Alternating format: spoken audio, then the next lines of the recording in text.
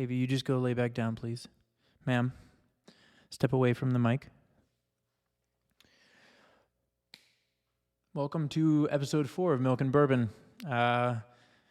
Just to introduce what I'm going to show you with this episode is we're going to be covering Deep Survival by Laurence Gonzales. Taking a little bit of time to get around to it, but finally got my friends in town. Adam, Vince, Nick Mason, thank you for showing up. I can't wait to do this again with you guys sometime, but me and these three gentlemen are going to be discussing Deep Survival by Laurence Gonzales. I hope you enjoy it. Like the third line. Are you sure the other ones?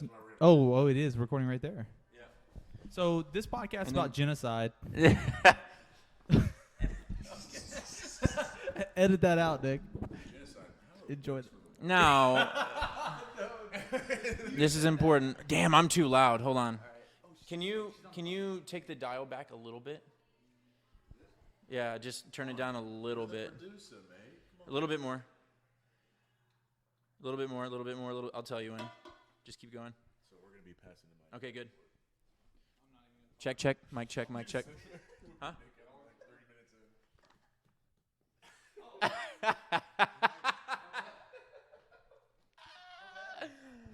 All right, welcome to Milk and Bourbon, episode 4.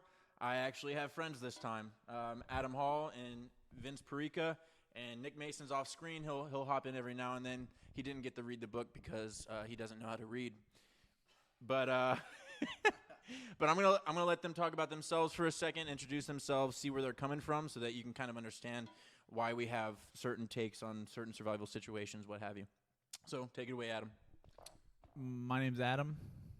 Cool. And that's where we're at. No, but I also read the book. Good read. Got some points to it we'll go over. And from my background, which is nothing to do with survival other than making as much as I can to eat a lot, I don't have much to add in that regard. But from a newbie standpoint, it's going to be great. So I think Vince has more to offer on the survivalist thing because he's a naturalist. So we're going to pass it off to him. He'll be more interesting. Yeah. My name is Vincent. These friends call me Vince. Or Dookie Braids. You can call me Dookie Braids if your name is Nick Rogers. But a little about my profession. I am a pharmaceutical peptide manufacturing chemist. It's a mouthful, and it also has absolutely nothing to do with survival. So, that being said, He is working on some pretty cool shit though. yeah, And then can't really Adam, talk too much about it though. Right. Yeah. There's some cool shit happening, but Adam also kind of has this cool life where, legitimately, you golf 3-4 times a week. Try to. 5 times is the goal. Yeah. No. And that's how he gains clients. Is like he just has this interaction with them, this social interaction, and he uses golf because I guess most of your clients are a little bit older. But he's great at golf. I've tried my hand at it. Vince is better than me, but I'm legitimately awful at the sport.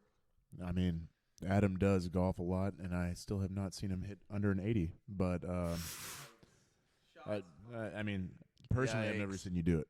Just saying. Are we? Oh yeah. So Nick Mason's off screen. How you doing? They call me Mason because there's 2 Nicks in our group. I have an extra letter, so it's a little too much to say, so they just call me Mason.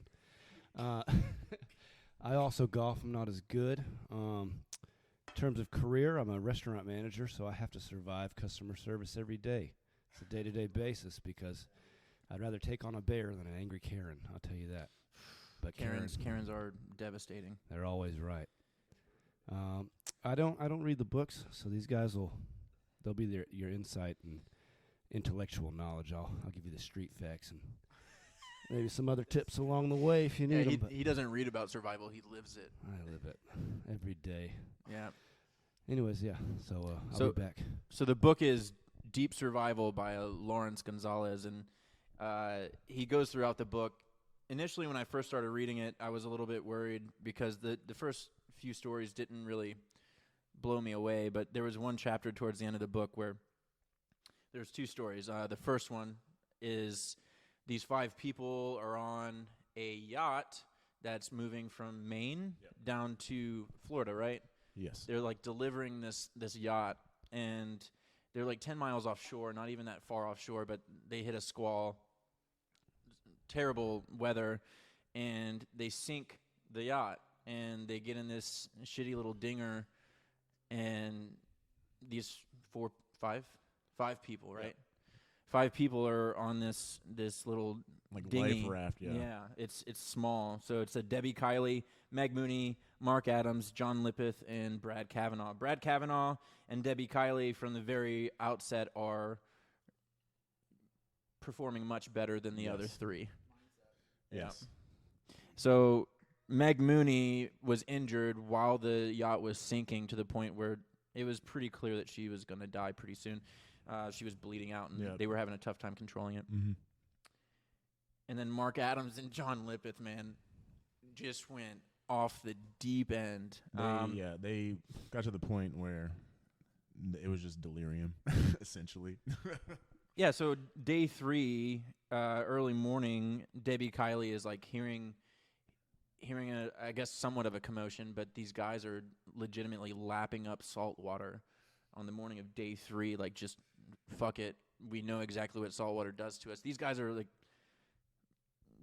they have more experience than most, and they know what they're doing when they take this salt water. Is they're fucking themselves. They're not hydrating. They're doing the opposite. Correct. Well, in the main theme of this book, which we'll go back into constantly, is people's mental states are what matters. So survival isn't about I know how to make a fire, because I don't think a fire would have helped these people on that life raft. But their mental states definitely would have. And smoking cigarettes killed them too, obviously. Not slow through cancer, but because he wanted to go and get them. Yeah. So so after that day 3 water intake, they started to lose their minds, and I think it had something to do with like they had like a sodium buildup in their brain, so it like was legitimately driving them insane. And so one of them, I think it was Mark Adams. He was like complaining about not having his cigarettes on him, and that he needed to go get some cigarettes. So this guy, it's not funny, but it's funny. It's weird. But he rolls off the raft and starts swimming off. He said he was going to go to 7-Eleven real quick, didn't he? Yeah, he said, to I'm get some just gonna cigarettes. I'm just going to swing by the gas station and get these cigarettes. And keep in mind, this raft is like, like a typical 5 people on this is like it's filled up. It is. There's no room essentially. Like 5 people sitting side by side. Yeah, so Meg Mooney's bleeding out. Mark Adams is just rolled off the raft and started swimming off. Got eaten by sharks. So yeah, they hear he goes over a couple of wave crests, and they hear this scream, and I mean obviously they don't see him anymore after that. So now we know sharks are present. Yeah, and the scream stopped promptly. It was a short scream. It was cut off a little bit there. How do they have that mental? Well, yeah, that's insane to hear that and be like, you know what, that's for the best. So this is going to be a theme that we talk about, is that thin veil, that thin veil that is kind of between the society that we've set up and then an actual survival situation, being a part of nature. It's so thin, and people don't really realize that living like where I live, where I mean trees are few and far in between, and buildings or sky rises, or where these guys all live are all built up areas. So you lose sight of where you're at in the pecking order, but we'll talk about that definitely more extensively. But to finish out the story, so Mark has volunteered to go get cigarettes. Meg Mooney's still bleeding out. Debbie and Brad Kavanaugh are like, they've decided to team up. They're like, hey, we are on day 3, no water. Obviously, most lives are ended after 3 days of no water. It's the rules of 3. 3 days no water, 3 weeks no food, and then It's like 3 months without sex, I think. yeah, 3 months without sex. That's what it is. Yeah. I don't remember what it was. You're right, though. I There is a third one, but it's the rules of 3, and so obviously they've hit that point for water. They died in a similar manner. He said he was going to go pull the car around, didn't he? Yep. Yeah, that's what he said. And he rolled off in a very similar manner and was eaten by sharks. Who was the one that tried to get with the Meg, though, as she's, like, dying? Yeah, that was that I thought that John was or John. No, it was the second guy. I'm pretty sure it's. Yeah, because then he right thereafter had the seawater already and then jumped out. Yep. Yeah. So no thanks. So well, that was his. So they were boyfriend girlfriend. This girl that was bleeding out and John were dating, and in this raft where they're like pretty much everyone's touching everyone. At any point, John decides that he wants to start trying to have sex with Meg, who's dying From an open wound. Yeah. Yes. And he was like, oh, I think it was like a weird, corny thing to say too. So not only was he a fucking weirdo, but he didn't even. This was he after. was a corny weirdo, which this was is even after worse. the saltwater intake, right? Yeah, they weren't of right mind for sure. And so she was obviously like crying and shit because she's dying, and her boyfriend's thinking about having sex with her, but he's clearly been losing his mind.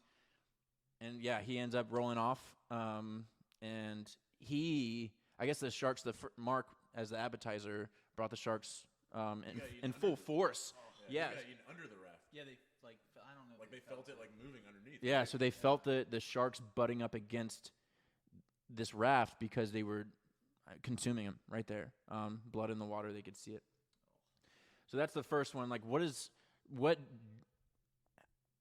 the difference? Where's that line between Debbie and Brad Kavanaugh, who ended up surviving 5 days before they got picked up with no water, and the other two at least? I mean, Meg Mooney obviously had a tough go. She was bleeding out from the outset.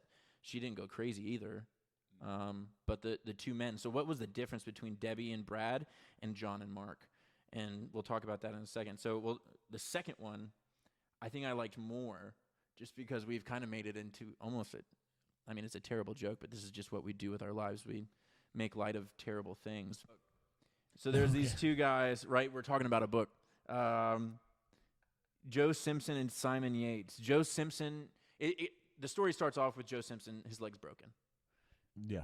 And they're on a mountain. Yeah, they're in the Peruvian Andes in 1985, like just the two of them, and Joe brings up to Simon that, hey, I am fairly certain I have decimated my fibula and tibula. Like, they're not functioning.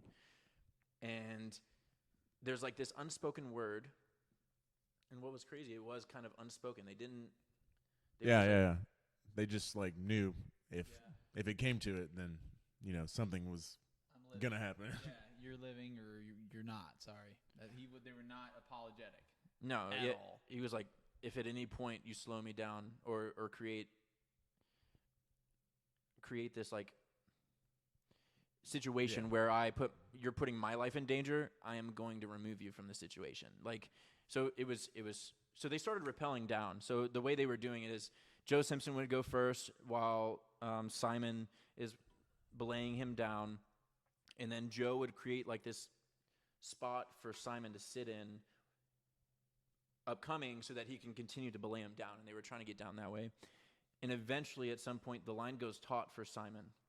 Yeah, and he can't see that Joe Simpson is below, just hanging. But he can tell from how the line is feeling that he no longer has connection to the mountain face. So he's like, all right, this is what we talked about. Cuts it. And I did some side research on this story because I just wanted to learn more about it. He was hanging there for like an hour. Yeah. And he was just like, honestly, if I was in his situation, I would have cut it earlier. But I think he forgot that the knife was in his pack. Like that's what he. It wasn't that he was like had like a he said he would. Yeah, he said he would have cut himself down if he had the knife. But like Simon forgot like the knife was in his pack or something. Yeah. Damn.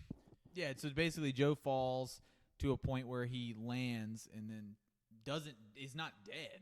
Because at the same time, I mean, you fall down a mountain or off a cliff, you think, I'm going to probably die. But and that's why his buddy That's a fair point. had already decided, like, he's gone. Yeah. If I put any effort into him right now, I'm also gone. So at this point, that's what we're talking about. It's mental state. So they've both come to terms with it's me. It's not about selfishness at this point either. It's like survival, which is what we're all talking about. We're animals. We're all animals. So we all have that mindset of we can think things through. So anyway, but he ended up coming to a point where I guess when he fell at first, he ended up basically in some type of it's weird to picture when you're reading it. Like he was in like a freaking cave, right? He was in a crevasse. Yeah, crevasse. Yeah. Crevassier. I think if you don't want to sound like a dickhead, you say crevice, but crevasse. Crevassier. I am kind of a dickhead. Puts Same. on those white sunglasses. We all are. Yeah. That's why we're friends. But yeah, no. I mean, Falls into a crevasse. then what does he do? Because he like climbs up a pyramid of. So he's in there, and he's in a situation where he's like, I can't go back up. I'm in a sticky pyramid. So he's like, I'm just gonna rappel down however long like my rope will go. And so he just goes down, and keep in mind he can't see anything. So he's like, I'm just gonna go down. If I run out of like rope, then I'd just sit there and die, or just cut myself off and die and like fall even more. I think he eventually gets to the bottom though, right? And then Yeah, so luckily the rope was long enough. yes, he did make it to the bottom, and he saw like an exit up like a little mound to where he could climb out, and he saw Yeah, like, so- the sunlight. Yeah, so yeah, because like he It's fell- nighttime. Yeah, he Like- fell and it's nighttime. Yes. He can't see shit. And I guess after some time, the sun starts rising, and he sees Yeah. this mound that he can get out of the crevice with. And Crevasse. crevasse. Yeah, I'm trying not to. Remember that analogy they used too, where they were talking about when you keep adding things like like when you're turn that what is it sand. The sand pile effect. Sand pile. Yeah, he was like, oh, if you keep building up, eventually you're gonna fall down. And he's like thinking in his head. Right then, he had a brief moment where he's like, "That's not gonna work." Like he wasn't even gonna try it. And then he's like, "You know what? Yeah, I am going. That's the only way out. So I'm gonna do it." Yeah, so this sand pile effect was just a quick explanation is at some point when you're picturing an hourglass, right? And in the bottom part of that hourglass, the sand starts to build up into this mound. It reaches critical mass essentially, and it has this like massive fallout and flattens out a little bit. And it's talking about how every system has that sand pile effect where no matter how many safety precautions you take to try to mitigate whatever risk you're facing, eventually nature overcomes all those mitigations and you will have an event. Whether it's catastrophic or just generally bad, it's going to happen. It's not like if it's going to happen, there's no way of preventing it completely. It's just when. For Joe Simpson though, like what struck me about him is he was quick in terms of a survivor. He was quick to like come to acceptance like of his situation. He was just like before he even got cut off by his climbing buddy, he was like, I know what's gonna happen. I would have done that. He admitted like later, he was like, yeah, if like the tables were turned, I would have done the same thing. Like he had no hard feelings. But yeah. We'll edit this out. Don't Hey, worry. so I might not edit this out. Hey, so our producer is grabbing us some Vizzies. This is not a plug for Vizzies. But if they're trying to, Not a plug at all, but they have vitamin C. they do have vitamin C. They taste pretty good. They have 2 variety flavor packs. Protects you from COVID. Hashtag not a sponsor. Yeah, not a sponsor yet. Dude, that'd be sick. Wouldn't that be crazy? Vizzy, hit me up, dude. Just like it's just one guy. But yeah, speaking of Joe Simpson though, very quick to come to acceptance. Was he the one that was like laughing at his situation, like when he fell? When he He, fell, like- he woke up because he concussed himself because you've fallen thousands of feet. Yeah, and he just woke up laughing like, I can't believe I'm alive. yeah, Basically. But I'm gonna make the best of it. Is what was crazy about, and that's the thing that we're trying to point out is these guys and gals. It's just like a mindset. It's survival isn't about. So there's definitely tools that you can have to go in to make life easier when you're in a survival situation, but it's ultimately who you are and your fortitude, like your discipline that drives you. And I mean, back to the acceptance thing. Like when you come to acceptance that quick, like I think it just improves your chance of survival. Because I guess it gave him more like clear and rational thought. Like he was able to think about what he was doing and everything. Yeah, and I don't want to bring up too many other vignettes, but there was this one guy that it was a regular hike. I don't even remember where he was at, but it was a regular hike. He got separated from his partner because he was an older guy, and his partner wanted to just, I don't know, jet off and get some exercise out of it. So he kind of got left behind, and he began to become lost. And instead of accepting, oh, I've been lost, I can just go back to my last known point and figure it out from there. He's like, and this is a very natural human response, actually, is they just started, he started forging through the brush, thinking that he was almost towards his destination, that generally he was in the right area. And then he started to panic, and it only made it worse. And that's not what happened with Joe Simpson. It's not what happened with Debbie Kiley. These people were able to accept much faster that they were in, this is their new reality. Like, I'm in a lifeboat, and people are drinking salt water and swimming to get cigarettes. But I'm not going to do that because I want to survive. I've got something to live for. And actually, that was another theme in this book, was the people that survive most often are the people that have something else driving them to survive. Like the skier. That skier did the trip where he was literally just a standard day, which is something a lot of people, I think, this would be applicable to, because not everybody's sailing a yacht down the coast, but you're out on a ski slope, which I do often, and you're going down. You're like, you know what? I'm going to go on down this run, and then suddenly a storm blows in that you weren't prepared for. He gets lost. He thinks the same thing, like, I can get myself out of this. Yep. Ends up on a cliff, and then he's screwed. But the one thing that got him through it was my son, my wife. I need to be here for them. I'm the provider, and I think that's every story in this book was not just my mental state strong, but it was more so I have a reason to be here, which I think resonates way beyond everything else with this book. I think I feel like Laurence didn't fully flesh that out. I feel like he really should have, at the end, concluded with, this is how I would say moving forward, everybody reading this book, understand that you and your drive to be here is what's keeping you here. Oh, so we talked about this off screen, though. So this is like a real quick aside. There was a study done, and it was, I guess, gauging the likelihood of someone surviving a situation overnight or over like a couple days, based off age. And adults had let's call it a 40%.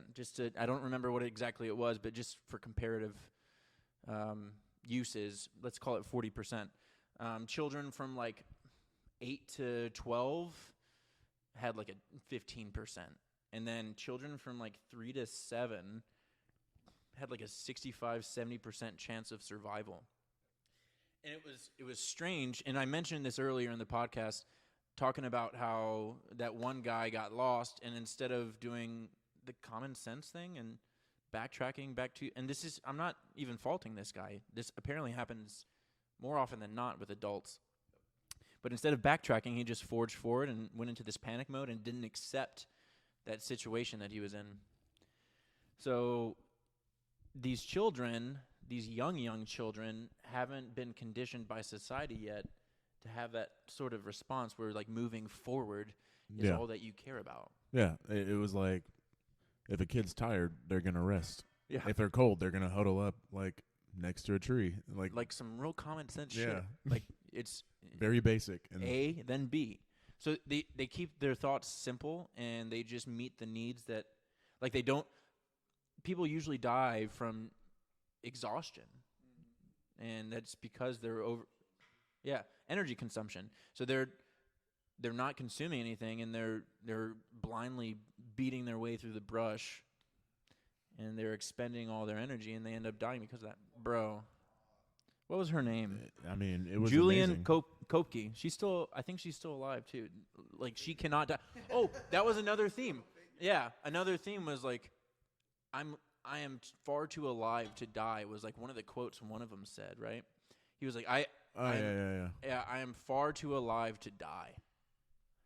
What if I wish and it almost romanticizes like this survival situation, and it makes you want to be like, I wonder how I would respond. I almost if I got sucked out of a plane still strapped in my chair, I'd probably die. I'd die. 100%. But this 16-year-old girl that was on her way to her baptism, right? She was like Catholic or something. She was wearing like all white. She was wearing heels, and she gets ripped out of this plane, thousands of feet up. I can't remember. Yeah, it's mid-flight, and 3,000 meters. 3,000 meters up. That's a good amount. And she falls, still strapped in her chair. And she wakes up. Obviously, she doesn't, land. And oh, fuck, that was a rough trip down. Usually, it's a little bit slower coming down from that height, but I mean, this is efficient, I guess. But she wakes up and she's amongst the wreckage, still strapped in, a little bit concussed, wearing high heels, 16 years old. And this is the only time where, like, in the book at least, where her moving forward is what saved her, because the other people decided to stay in place. The older ones, she wasn't around any of them, but I mean, later on, people discovered these bodies out there in the jungle when they were looking for the plane, and they had decided to stay put because they thought someone was going to go save them. Whereas Julianne, this 16-year-old girl, decided that she was going to walk. She was going somewhere, and she survived. She survived 10 days in the Peruvian jungle, which I'm not sure I could do. I'm not sure. I don't know. I haven't been put in that situation. I think there's a direct correlation between somebody's chances of survival, regardless of age group. There's a direct correlation between somebody's chances of survival and their ability to adapt to a situation.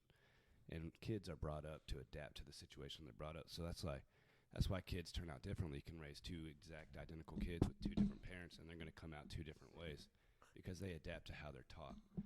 So I think that's why kids have a higher survival rate, because they're not taught one way of doing things. They're taught to learn.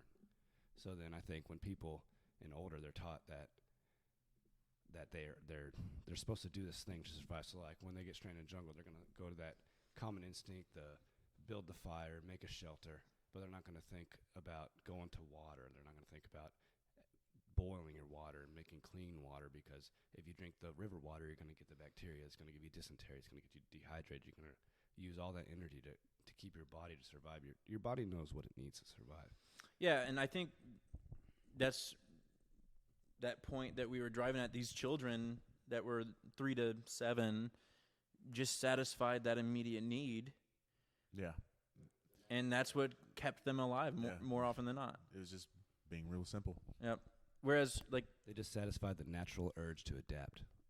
Yeah, and then what happens, and this is kind of a thing that I've hinted at a few times, was that there's a thin veil between nature and this society that we've created, and what handicaps us as grown people is that we've grown accustomed to this lifestyle that we've created for ourselves over the past millennia. So it's tough for a grown-up to adapt because we're so used to having infrastructure. And it's just such a thin veil, and I think that's why these children who haven't quite adjusted to society yet have a higher ability to survive. And I thought that was an amazing point, was that these 3 to 7-year-olds have a better survival rate than someone my age. One point I'll point out, I don't want to say point twice, they brought up jazz players in this book, and it was kind of an odd caveat, because like I said, this book was a little bit all over the place, but I did enjoy it. I think it could have been a little bit, it could have had an ending that was like, oh, happy ending. But, jazz players, it brought up jazz players were cool back in the 50s, 40s, 30s, and obviously you can think what that is, but it's basically like staying calm. There's racism. There's situations where it's tense. People, literally fire hoses are involved. People aren't able to eat in a restaurant. But the point is they stayed cool, And the whole concept was they knew in the situation they were in, they didn't freak out, they didn't panic. And I think that is cool to even think about when you're thinking about nature. I'm out in a field and I'm going to die, but they're not in a field. They're in today's society or at that point. So it's something cool to like take in that it's not just when you're in a survival situation that you don't have to be out in the bush or in a bush. Yeah, you know what I'm saying. But that's something cool that I think he did put in the book about that. It was a small cat. Like I said, it was a really neat thing, and I had to make a note on it because it was like, that's neat for him to jot that in just to kind of. It was like just an aside. Oh, as an aside. Yeah. Yeah. And I think the final thing, talking about being cool, being calm, being collected, these survivors don't lack the ability to feel fear. They just know how to manage it. And I mean, and this can be applicable anywhere, not just survival, but when you're fearful of things, some people are ruled by that fear. And I think the difference between these tough individuals and the less tough individuals, let's say, is that they're able to harness the energy that is created by that fear response, the fight or flight response. They're able to harness that energy to manifest it into whatever they want. Whereas there's a lot of people that use that fear or have that fear and it uses them. The two things that kind of set apart survivors from non-survivors was that ability to harness their fear and their ability to adapt quickly to their new reality. So, very great book. What do you think? What do you guys think about how many stars do you think it deserves? I would give it a 2 out of 5, just on your scale, because you've been very tough on I've the been past tough. podcast. So I'd give it a 2 out of 5, and the only reason, like I said, is he didn't conclude it very well, in my opinion. He did flesh out a lot of things, which I thought were great. And one thing, like you just said, instinct versus thought. I wrote that down. I think that was a big player, too, with kids, and they have instinct. They don't have a lot of thought because kids are dumb. And Stupid. Kids are not a good idea. I'm just saying this. Don't do it. But yeah, I would give it a 2 out of 5. Let's see what old Vince has here. I did enjoy the book. I just enjoy like survival stories in general. I think that's why I liked it, because it's interesting to hear about all these certain situations that people are in. If I were to rate it out of 5, I'd probably go 3.5. Was like Adam said, there wasn't like a super solid ending, or he didn't like the stories. It was that like he got tired. Like the stories he was presenting, he just like told it and then didn't like finish it. He gave you all the facts. Yeah, I get that. Yeah. Okay, so 2, 3.5. So my scale, like I've mentioned before, is if it's a 2 or a 1, that means don't buy it, pretty much. 2.5. Okay, 2.5. so just barely. So I'm gonna go with a 3 out of 5, mostly because of those stories. He didn't extrapolate a lot, but at the same time, like, I think it was a natural thing to start extrapolating. Oh, this is why this guy survived, or these are some common themes that I could pull from this book. So I think he didn't hand us anything. Definitely didn't hand us anything. But he gave some pretty cool stories that I hadn't heard of. I think I had heard of the girl falling out of the sky. Yeah, I've heard of a couple of them, like the guy who was adrift as well. I heard of that one too. And I had read the book. There's a book called Adrift and another book called Papillon, which is 2 books that I've read in the past that are both mentioned in this book. And it's both about 2 individuals that just would not quit. So if you're looking for other books to read aside from this one, Adrift and Papillon, Papillon, great books. But we're going to call it on this portion of it. Later on, I might convince them to try some bourbon with me, but it's going to be back at my place. It's been good. Yeah, thanks for having me. Again, lots of fun having those guys around. I love doing the podcast with them. I love doing the beer mile with them. It was motivating. It was fun. It was a great weekend, and I'm still recovering. And that's how it always happens when I'm around these guys. So, thanks again, fellas. Please, any other time, I'd love to have you guys. As for the remainder of the podcast, we'll talk briefly about the effects of food choices on the environment, briefly on stocks, really quickly on stocks, and we're going to finish off with my bourbon tasting. Today we're comparing Wild Turkey's Longbranch with the small batch 1792.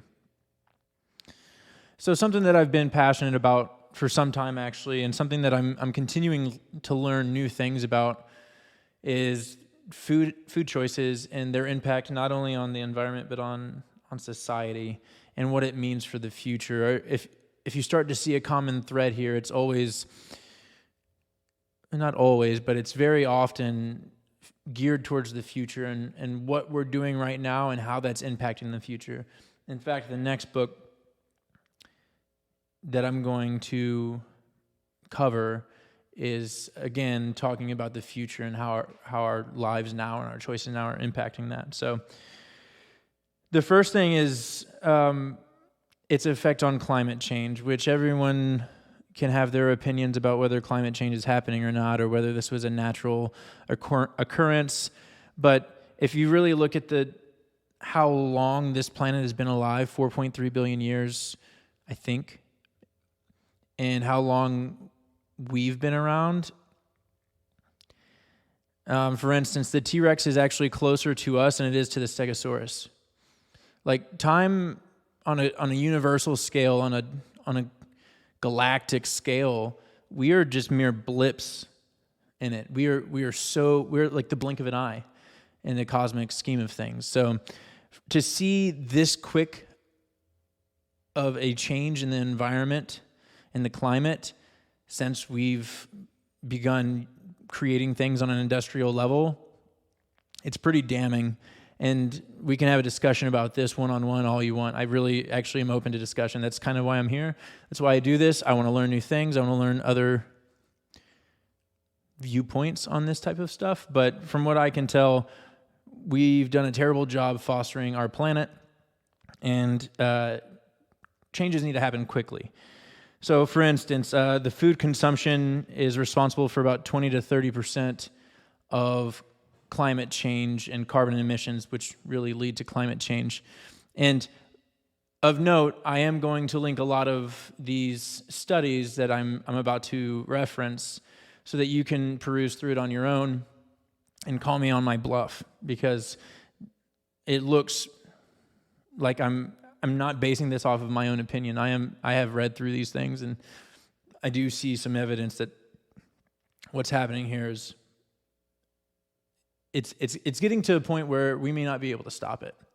And that's scary to me. I don't know why that wouldn't be scary to anyone else. So this is why I'm going into this. This is why I've made some food choices that I have recently. This is why I've begun doing some different practices with recycling. And that's another thing to get into completely with the efficacy of recycling, because it's not as good as you think. And that might be another episode's discussion topic. But if you want to talk to me about it offline, send me something, please. I invite you. But because of climate change, we're facing an issue where the warmer climates that we're able to produce certain crops throughout the year will no longer have that growing season. Some of the cooler climates are going to start gaining those seasons, but the cooler climates are far outweighed by these warmer climates. So we're going to see a dip in food production, regardless of what we do as far as food production techniques or technologies. We're getting to a point where it's not going to overcome climate change. So first off, the amount of resources that are required to create 1 pound of red meat versus 1 pound of the equivalent of protein-filled vegetables, so really just a pound versus a pound, is 14 times for red meat than it is for vegetables. And that's when it comes to the land required for it, packaging, processing, treating, and shipping. And shipping is actually one of the largest issues when it comes to these products, because red meat just doesn't last as long, doesn't keep as long as, say, beans or rice. And it usually requires air travel, and not only that, but it requires refrigerated air travel, which is a massive energy consumer. In fact, it's estimated that air traveling these food products require about 100 times, or cause about 100 times the carbon emissions as, say, shipping on sea or shipping over land would. And this runs into an issue that I've seen with a lot of people that are into their functional fitness and their fitness level, and that's the efficacy of plant proteins versus animal proteins. And that's one thing that I never knew was an issue. I didn't know there was a difference for a long time, but there's a pretty sizable difference in how the body processes plant proteins versus how they process animal proteins. And it all drills down to essential amino acids, namely leucine and lysine. Now, there are a few different ones that are on a smaller scale that plants don't quite meet the bill, but one that does and is very close is maize protein, which I had never considered, but maize protein is very close to achieving the same effects as meat proteins or animal proteins, and all it really takes is a little bit of a leucine and lysine supplement, which you can find at any GNC or really any vitamin store. You can find those two things there fairly easily. So that would supplement going towards a plant protein. And one thing of note is that even with the plants that require refrigeration and air shipment, the amount of farm animal waste is actually outweighing all of that air travel. So it'd actually be more beneficial to the environment to have a well-balanced diet of animal versus plant protein than it is to have a strictly animal protein.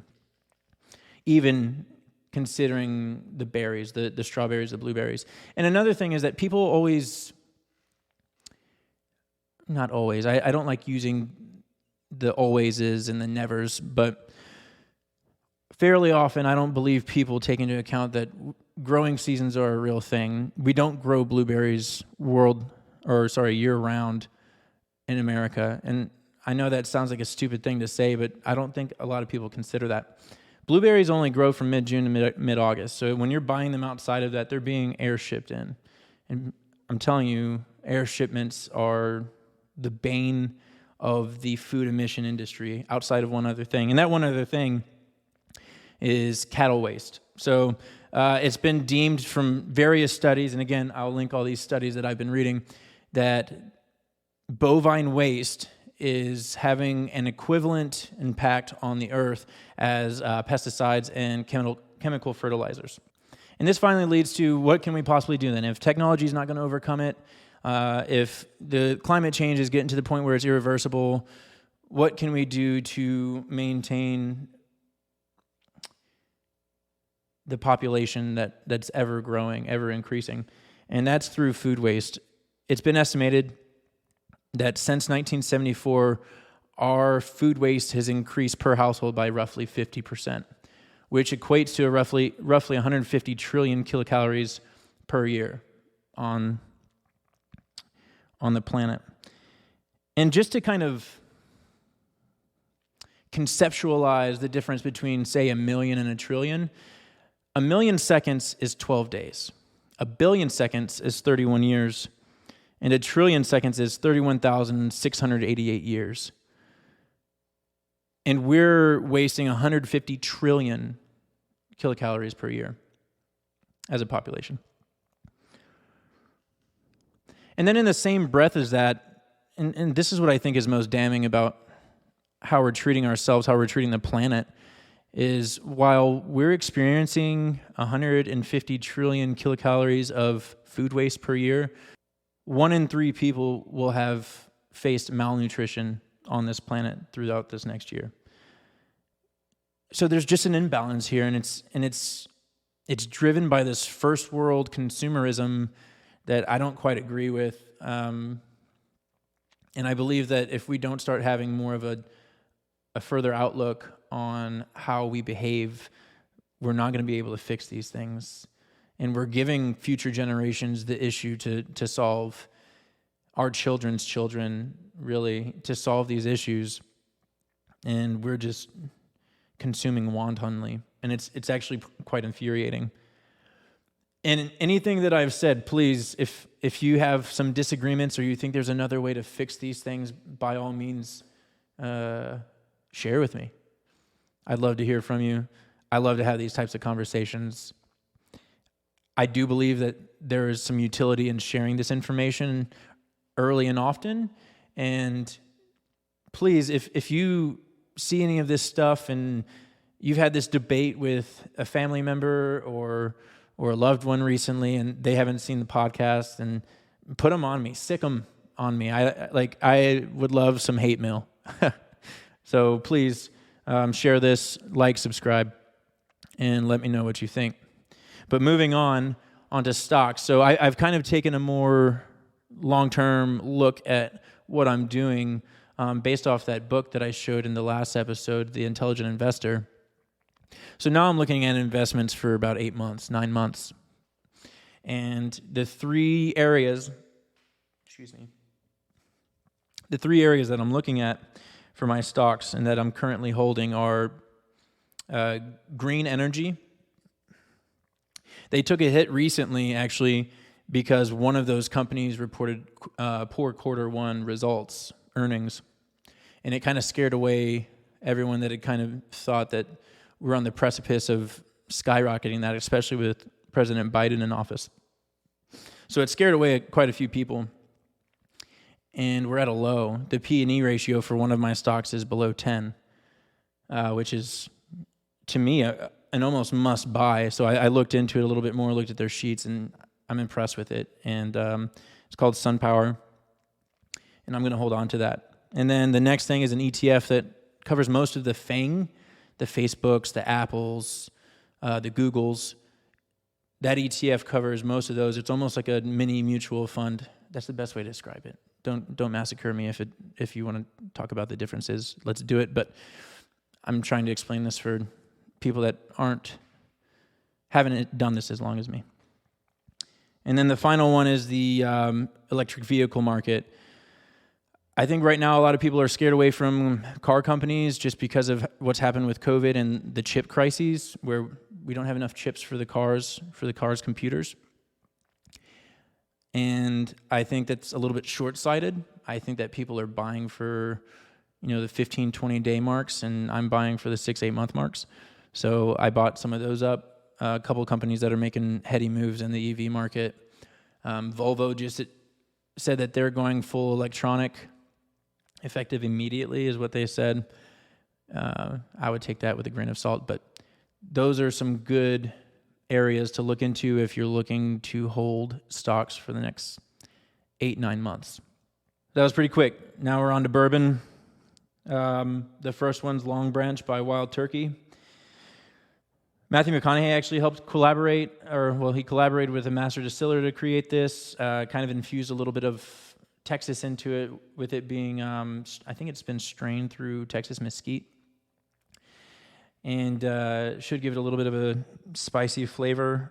So nose is sweet caramel and smooth toffee, palate of creamy vanilla, which fades into like a fruity lemon zest. And then it finishes with this black pepper finish. So I think that kind of comes from the mesquite. And then the second one's 1792 small batch. It's got a spicy nose with a palate of sweet caramel and vanilla with a smooth and balanced finish.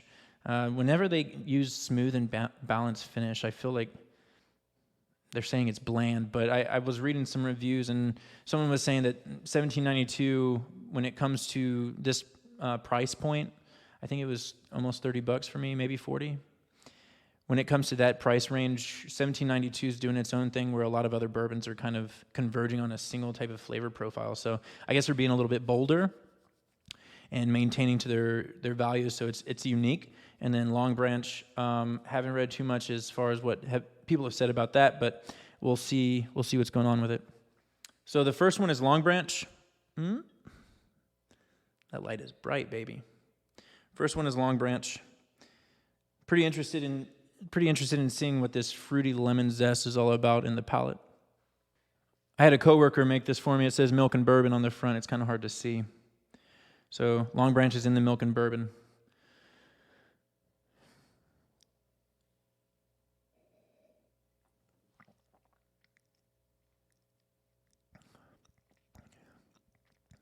I like that.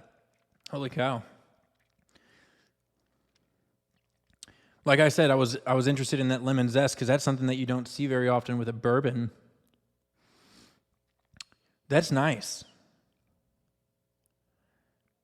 That's really good.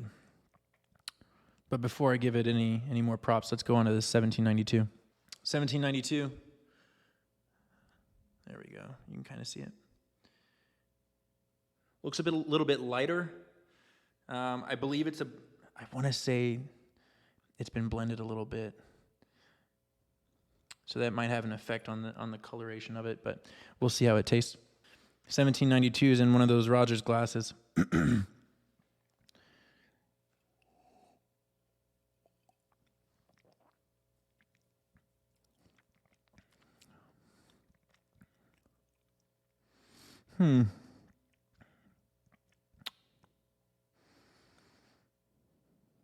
Oof.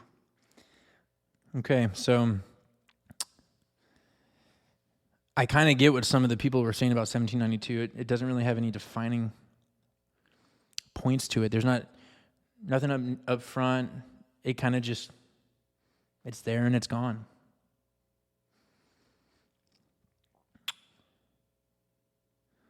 And I don't like giving a bourbon, because it took a lot to get here, for a bourbon to make its way to here in my home. It's taken a long journey and a lot of effort from a lot of people. So I never want to at the blink of an eye make a snap judgment on a bourbon. The Longbranch is a totally different story. That lemon zest in the palate. And the last bourbon that I had that said that it had a pepper finish, the Forged Oak, which is far more expensive than this Longbranch, was not impressive.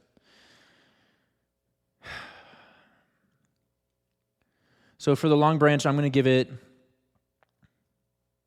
Longbranch 4 out of 5. I think the lemon zest was spot on. I think it was really tasty. It had some really interesting notes throughout. It was playful. Who am I becoming? Why am I describing a bourbon as playful? I'm telling you, it had something special about it. I like the Longbranch a lot. I think the highest scoring I've given any bourbon so far was my Blood Oath Pact 4. And I believe I gave it a 4 out of 5. I'm going to give this one a 4.1 because I'm just not ready to give anything more than a 0.1 above Blood Oath Pact 4 specifically. As for the 1792, it's going to get my lowest score. Just because it's not a bad bourbon. It's just not, there's nothing about it that strikes me as interesting. It's boring. I'm going to give it 1.5 out of 5. I did recently post the beer mile. I am actually, so whoever's won by the time I post this, whoever has the best time, currently it's 12:24 for the beer mile. I'll reward them. But I'm going to extend this to the next podcast. I'm going to do the beer mile for one more podcast worth of challenge because I want to see myself get better at it. I was actually pretty disappointed with my time. It was a tough slog, and I didn't give it the respect that it needed. So I'm going to give it another roughly month to work on that challenge. I will reward the people that have made it by the time I post this, which I think is going to be 29, 30, 31. Probably the 2nd of May.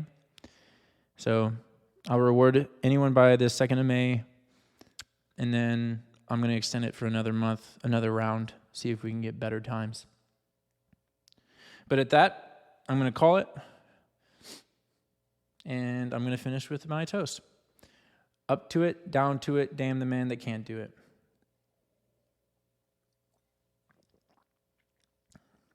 Thanks for watching, y'all. I love you.